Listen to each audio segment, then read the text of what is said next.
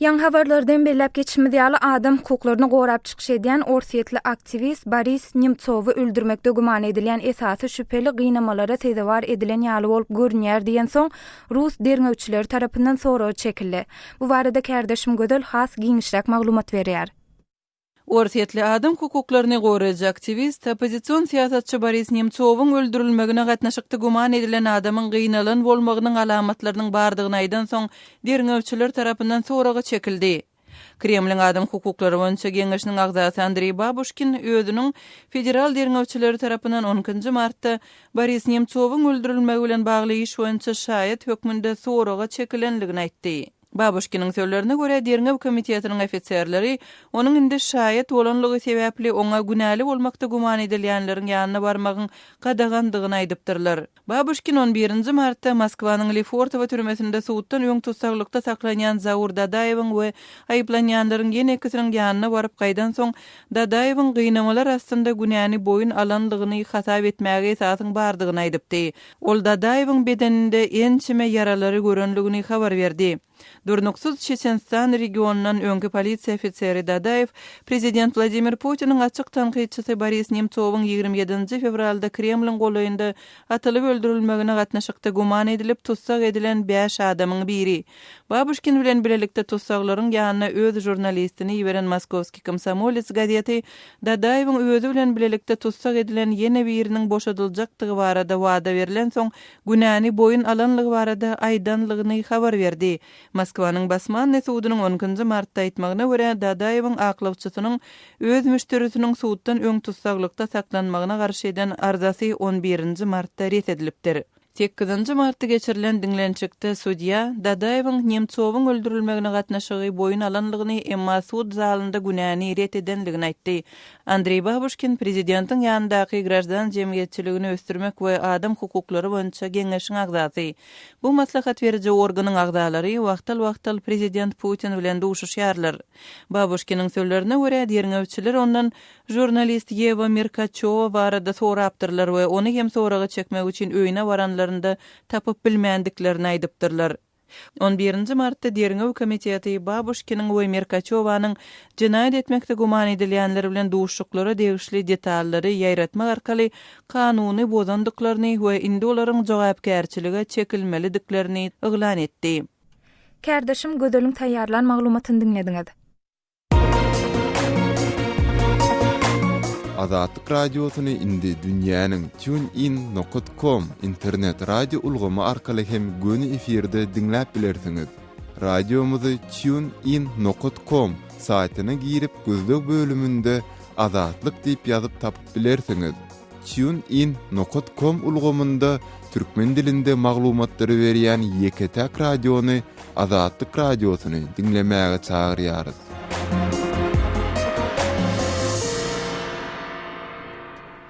Habarlar günnelik programmamyzda Türkmenistana degişli maglumatlarymyz bilen dowam etdirýäs. Çarşenbe günü Aşgabatda Türkmenistanyň prezidenti Gurbanuly Berdimuhammedow bilen Iranyň prezidenti Hasan Rohanynyň arasynda geçirilen ýokary derejeli gepleşiklerde beýleki meseleler bilen bir hatarda iki ýurduň arasyndaky energiýa hyzmatdaşlyklary hem maslahat edildi. Ondan başga dürli pudoklary öz içine alýan ençeme resminama hem gol goýuldy. Aşgabatda Türkmen-İran liderleriniň gepleşiklerinde gelinen netijeleri barada kärdeşim Gödeliň taýýarlan giňişlik maglumatyny dinläliň. İran Türkmenistan'dan satın alyan gazynyň möçberini arttırmakçy bolýar. Bu arada İranyň prezidenti Hasan Rohany Türkmenistana eden 2 günlük saparynyň dowamında çarşenbe günü Aşgabatda aýtdy diýip İran mediasy habar berdi. Rohany Türkmenistan bilen newit gaz boýunça energiýa hyzmatdaşlygynyň uly potensialyny eýedigini belläp biz türkmen gazynyň İrana aktarylmagyny arttyrmak barada ulalaşdyk diýip Rohany Türkmenistanyň prezidenti bilen gepleşikleriniň ýygyny aýdypdyr. Emma gaz ýewdasynyň arttyrylmagynyň göz öňünde tutulan möçberi arada tahqiq maglumat berilmedi. Rohany Türkmen telewizionynda görkezlen çykyşynda newit gaz pudagy boýunça hyzmatdaşlygy östürme ugrunda biz täze pikirleri öňe sürdük diýdi. Türkmen medeniýeti 11-nji martda prezident Gurbanuly Berdimuhammedowyň Hasan Rohany bilen geçiren ýokary derejeli gepleşiklerinde taraplaryň newit gaz pudagynda hyzmatdaşlygy östürmek boýunça pikir alşandyklaryny habar berdi. Resmi maglumatlara görä Türkmenistanyň gazyny Iranyň üstünden beýleki ýurtlara aktyrmak meselesinde ýurtlaryň bilen hyzmatdaşlyk etmegi göz öňünde tutulýar. Mundan daşary türkmen gazynyň Eýrany eksportynyň möçberini mundan beýlek artdyrmak meselesi boýunça pikir alışyldy. Häzirki wagtda Eýranyň türkmen gazyny ýylda 10 milliard kubometr möçberde satyn alýanlygy habar berilýär. 11-nji martda Aşgabatda geçirilen ýokary derejeli gepleşikleriň netijesinde Türkmenistanyň prezidenti Gurbanguly Berdimuhammedow Rohanynyň bu saparynyň gatnaşyklaryň hil taýdan ösmegine täsir ýetirjekdigini bellädi. Türkmen Eýran hyzmatdaşynyň hasy bundan berakin berkezekdim hil taýdan täze mamnun boljak men bir ananyar. Gurbanguly Berdimuhammedowyň aýtmagyna görä ýurtlaryň özara harit dolanşygy 2014-nji ýylda 3 milliard 700 million Amerikan dollaryna barabar bolup 2013-nji ýyla garanda 25% artypdyr. Rohany biz ykdysady we sowda dolanşygymyzyň möçberini 60 milliard dollara çenli östürmek barada ıralaşdyk diýip bellädi.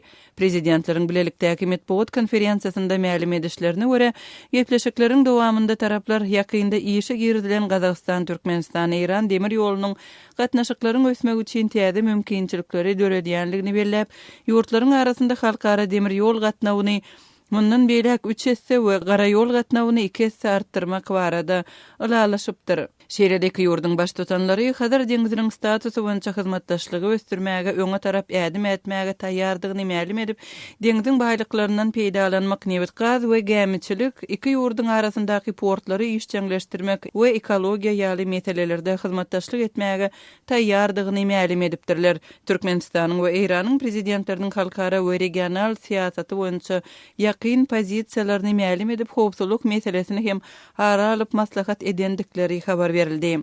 Rohanynyň Türkmenistana saparynyň dowamında iki ýurduň arasynda siýasy, ykdysady, medeni tebigaty goramak we terrora garşy göreş boýunça uralaşyklaryň we meýilnamalaryň onlarçasyna gol çekildi. Kardeşim gödölüň taýýarlan maglumatyny dinlediňiz. Maglumatdan hem belli bolşaýaly Eýran Türkmenistandan import edýän gazynyň mukdaryny artdyrmak barada ulalaşylanyny aýdypdyr. Emma mundan öň Eýran resmileri öz ýurdunyň Türkmenistandan tebii gazy import etmäge mätäş däldigini hem ma'lum edipdiler.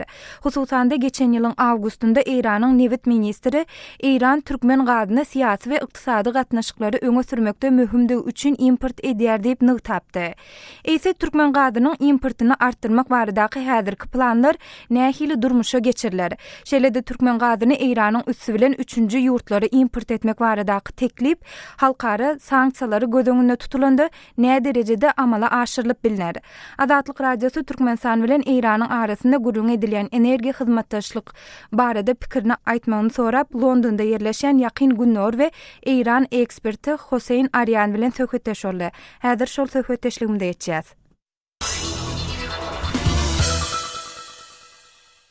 Dün Aşgabatda Türkmen-Eýran energiýa hyzmatdaşlygyny ýokarlandyrmak barada bir topar gurulň edildi. Görnüşinden Eýranyň prezidenti Hasan Rohany Türkmenistan bilen energiýa hyzmatdaşlygyny ören giňeltmek isleýär. Emma bu ýerde käbir içerki kynçylyklar hem bar. Aýdaly Eýran resmileriniň käbiri türkmen gazynyň importynyň togtudylmak ähtimallygyny hem ýaňdatdy. Odaly Türkmen-Eýran energiýa hyzmatdaşlygynyň şu tarapyna göz aýlap bilmezmisiňiz? I think despite the difficulties in the past in terms of energy, menin pikirimçe olarky bolan kynçylyklara garamazdan Eýranyň täze hökümeti ýagny Rohanynyň kabineti energiýa meselesini öz goňşulary ýagny Türkmenistan we Azerbaýjan bilen gatnaşyklaryny hakykatdan hem giňeltmek isleýär. Hutçu pozitiv atmosfera sebäpli hem Eýran Türkmenistanyň hasken gaz import etmek isleýär. Eýran Türkmenistanyň olaram her ýylda 10 milliard kubmetr gaz alýar. Innol bu gazyň möçberini ýene köpeltmek isleýär. Şol wagtda Eýran Türkmenistanyň gazyny Türkiýe we beýleki ýurtlara geçirmek üçin hem has amatly geçerli üçinçiligini döretmek isleýär. Sebäbi Eýran Transkalar gaz geçirjisi proýektine garşy durýar. Bir topar ýurt şol sanyna Ýewropa ýurtlary bu proýekti oňlaýar. Ýagny bir Türkmenistanyň we Azerbaýjanyň gazyny Eýranyň orsiýetden soňra Ýewropa aşyrmagy aňladýar. Ondan Eýranyň şu hili pozitiv çemeleşmesi esasında Eýran bilen hyzmatdaşlygyň we Eýranyň gaz almagyň hem ýokarlanmagy mümkin. I think in the light of positive approach from Iran, there could be increased cooperation and purchase of gas from Iran. Emma öňkü tejribelerin görkezişi ýaly halkara ykdysady sanksiýalar derarly Iranyň bir topar kynçylygy bar. Onsoň şeýle ýagdaýda Aşgabat hakykatdan hem öz gazyny Iranyň üstünden başga ýurtlara iýerip bilermi? Bu realmy? Ikinji tarapdan Iranyň özüne de gaz kän. Näme üçin ol öz potensial bäsleşine kömek etsin? Well, first of all, because of the nuclear talks between Iran and America, Birinciden İran bilen Amerikanyň arasyndaky ýadro gepleşikler sebäpli inni geljekde ýadro meselesiniň çözülmegine bir umyt döredi. Şu sebäpden hem İran özüniň Türkmenistan bilen hyzmatdaşlygyny ýokarlandyrmak isleýär. Sebäp diýsen, eger ýadro meselesi çözülse, sanksiýalaryň bir topary aýrylar. Onsoň bu ýerde Ýewropa ýurtlarynyň we Amerikanyň hem pozitiv çemeleşmegine umyt edilýär. Ýagny bu ýerde umyt bar we Rouhanyň hökümeti huç sebäbe görä öz işçiliklerini güýçlendirmek isleýär. Geçmişde ol ýerde problema boldy, emma men indi ýagdaý üýtgöt diýip pikir edýärin. Odal hem aýdyşym ýaly, eger ýadro meselesi çözülse, sanksiýalaryň köpüsi aýrylar we Iran bilen Türkmenistanyň, Iran bilen Azerbaýjanyň we beýlek goňşy ýurtlaryň arasynda has gowy hyzmatdaşlyk etmäge mümkinçilik dörer. for cooperation between Iran, Turkmenistan, Azerbaijan and other neighboring countries. Doğru, bu yerde umut bar diýeli. İran hem Türkmenistan hem bu pursatdan peýdalanmasleýär. Eýsem bu islew udawyndan nähil başa barar. Siz ekspert hökmünde Türkmen-İran gatnaşyklarynyň geljegine nähil garaýarsyňyz? I think there is a very good, opportunity and a very good future. Menin pikirimçe bu yerde ören gowy mümkinçilik we ören gowy geljek bar. Sebäbi sanksiýalaryň aýrylmagy bilen Irana hasken energiýa, hususan hasken gaz gerek bolar. Emma Iranyň gaz sektoruna yeterlik maýy ýatyrylmaýar. Bu wagtlar bir näçe ýyl gerek bolar. Oňa çenli Irana has köp energiýa gerek bolar we bu ýerde iň gowy ýurt goňşy Türkmenistan bolupdyr. Onsoň bu ýerde ören gowy mümkinçilik bar diýip pikir edýärin. And the best country and a neighboring country is Turkmenistan, so there is a very good opportunity. Hormatly dinleýijiler, bu mesele dogrusynda siz hem öz pikir garaýşlaryňyzy, belliklerinizi bizimle dinleýijilerimiz bilen paýlaşmak isleseňiz, biziň medpuat email belgisi gmail.com email adresimde haturadyň ýa-da Moskwadaky telefon belgimiz 7926 236 04 55 jaňadyň ýa-da SMS ýazyň. Hormatly radio dinleýijiler, biziň gepleşiklerimizi internet saýtymyzdan hem dinläp bilersiňiz. azathabar.com internet sahypamyzda size sesli we çap görnüşli maglumatlary, suratlary, videolary hödürleýäris we öz pikirlerinizi aýtmaga çagyrýarys. Türkmenistanda azathabar.com internet saýtymyza derwede.net arkaly girip bilersiňiz.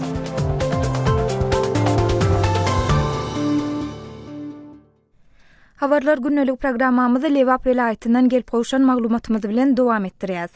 Lewap welaýatynda mal üçin otym satylýan döwlete değişli dukanlaryň ýylyň dowamynda diňe bir aý, dekabr aýyna açyk bolýanyny habar berilýär.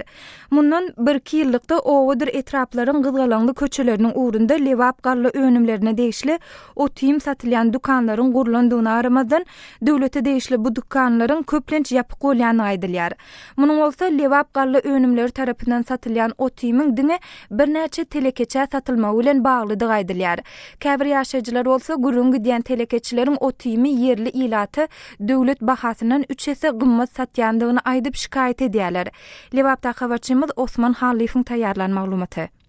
1-2 ýyllykda Lewap garly önümleri birleşigi we ýağ ekstrakt zawody tarapyndan vilayatyň ähli ýerlerinde otym satylýan dükanlar gurulyp ulanmaga berildi. Esasan köp gatnaly uly ýollaryň, owalaryň merkezlerinde, gelim gidimli ýerlerde ýerleşdirilen ol dükanlara satyjylar hem bellendi. Ýöne vilayatyň kärhanalary tarapyndan galla we paýta gaýtadan işlenende galýan çykyndylar bolan kepegi, künjarany, üptügi, arzan döwlet bahasyndan ilata satmaly ol dükanlar her ýyl diňe ýekejay, dekabr aýynda işleýär diýseň de boljak. Sebäbi her ýylyň täze ýyl bayramçylygyna bir ay galanda ýokardan etiň bahasyny arzanlatmak barada görkezme berilýär. Eti arzanlatmak üçin bolsa ýymy arzanlatmaly.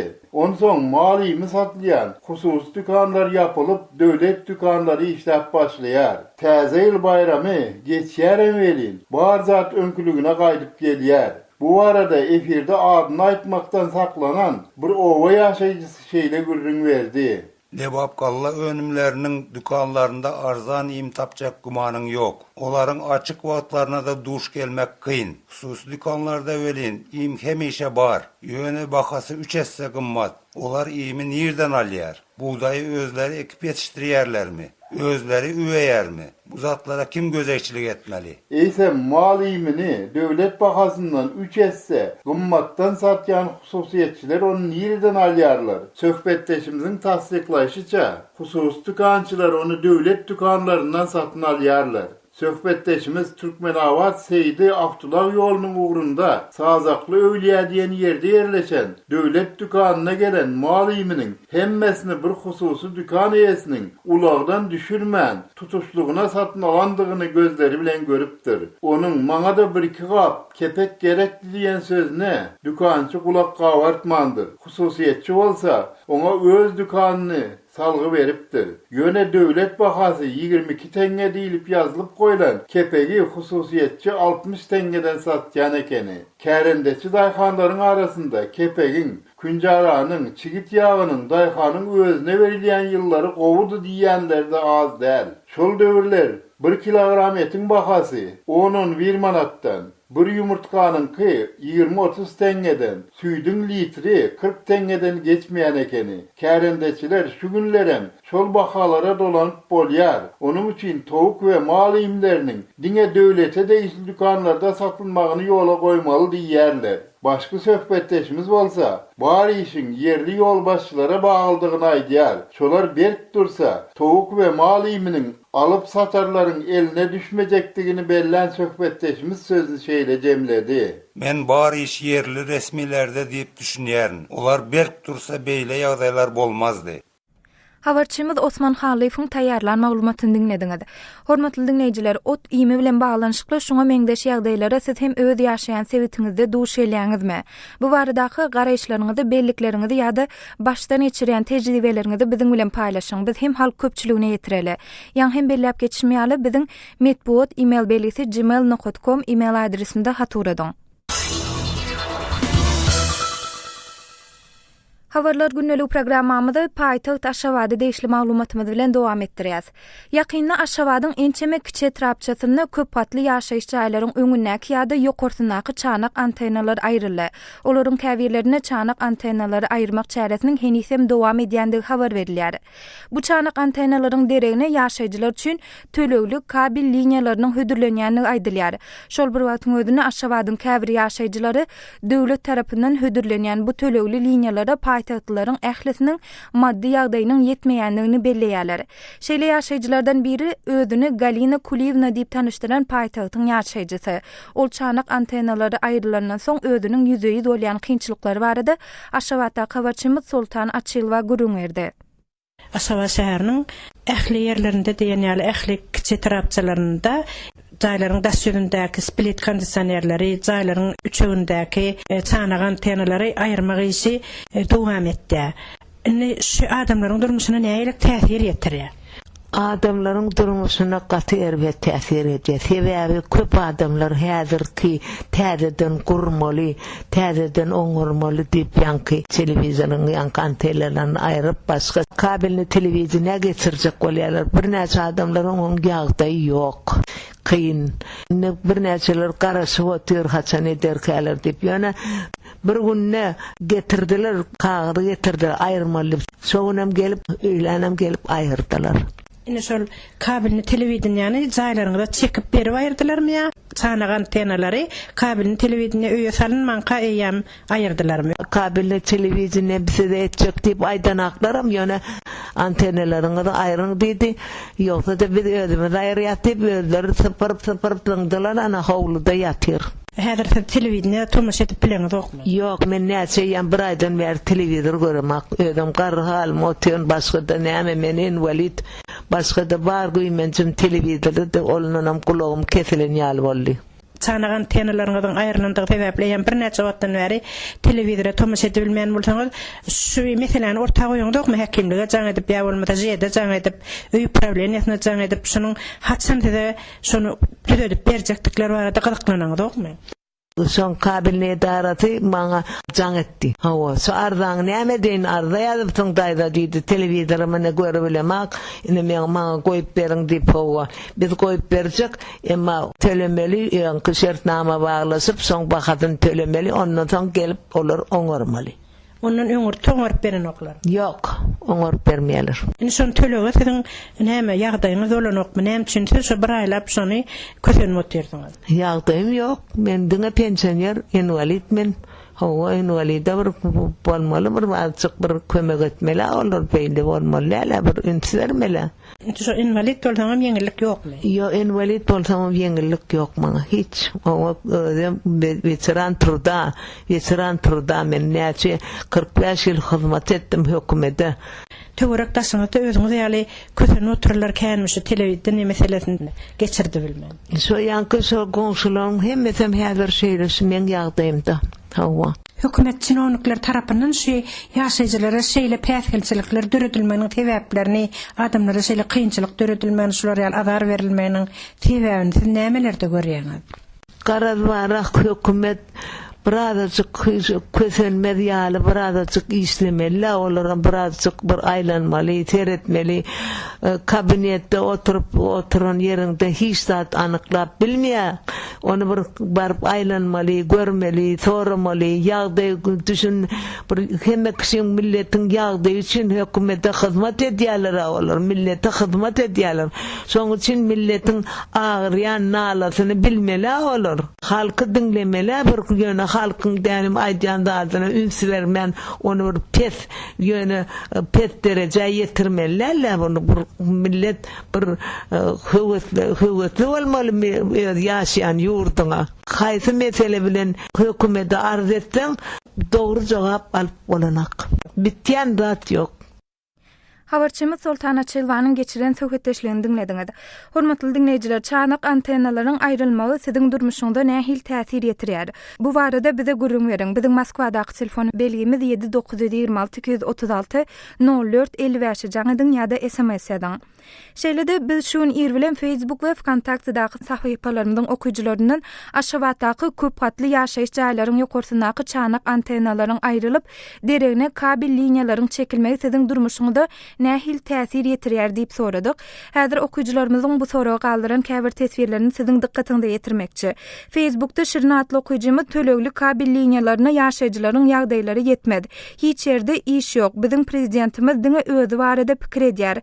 Hemme zat gymmat käbir hojalyklarda işlemeýän adamlar hem bar diýip öz tesbirini belläpdir. Awadan adly beýleki bir okujymyz o nähili inni Türkmenistanyň daşary ýurt telekanallarına tomaşa etmek üçin pul tölemelimi diýen soragy galypdyr. Hormatly dinleýijiler, siz hem biziň her gün efire etjek maglumatlarymyzyň käbirleri barada öňünden öz pikir araýşlaryňyzy biziň bilen paýlaşmak isleseňiz, sizi Facebook we Kontaktdaky sahypalarymyza goşulmagy çağırýar. Bu lomlarda bizi gözlegi bölümine Azatlyk radiosy ýazyp tap bilersiňiz. Hormatly dinleýijiler, şunuň bilen habarlar günnelik programmamyzy geçirip oturýar. Gepleşigi Pragadaky studiodan men Sähra alyp bardym. Saatlar kesmeden soň gepleşigimizi ýazgyda dinläp bilersiňiz. Azatlyk radiosynyň tolkunlaryndan aýrylmaň.